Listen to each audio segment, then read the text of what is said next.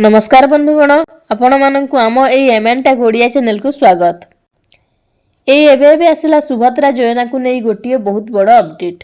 तेबे update T कौन रही जानिबा पूर्व वीडियो टी को स्किप न करी आरंभ रु शेष पर्यंत देख। पुणी मिलवा को जाउची सुभद्रा योजनार टंका। जदि आपण भी जणे सुभद्रा योजनार हिताधिकारी आपण मानक पई आसी जाइछि खुशी खबर।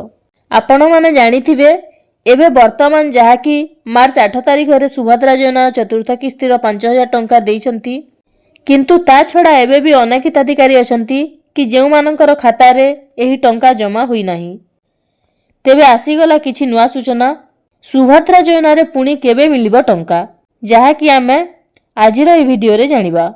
आपण माने जानिछंती सुभद्रा योजना अधीन रे वर्षको 2टी किस्ति रे 10000 टंका मिली थाए।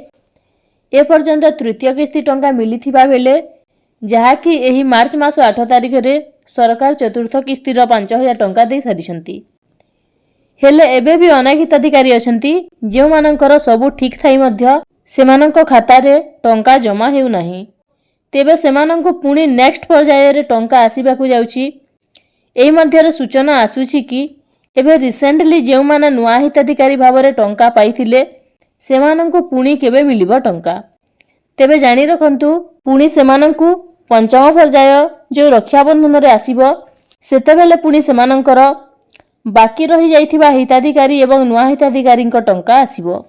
तेबे ता पूर्वरु आपण मानंकु समस्तंकु ईकेवाईसी अछि कि नाही, डीबीटी एनाबल बैंक अकाउंट अछि कि नाही ताहा मध्य समस्त चेक कराइ नेबा जरूरी। तेबे जाई मध्य सरकार टंका पठाइले आपण मानंक खाता रे टंका जमा हेबो। तो एटा थिला अपडेट जहाँ मु आपनकु जणे देली।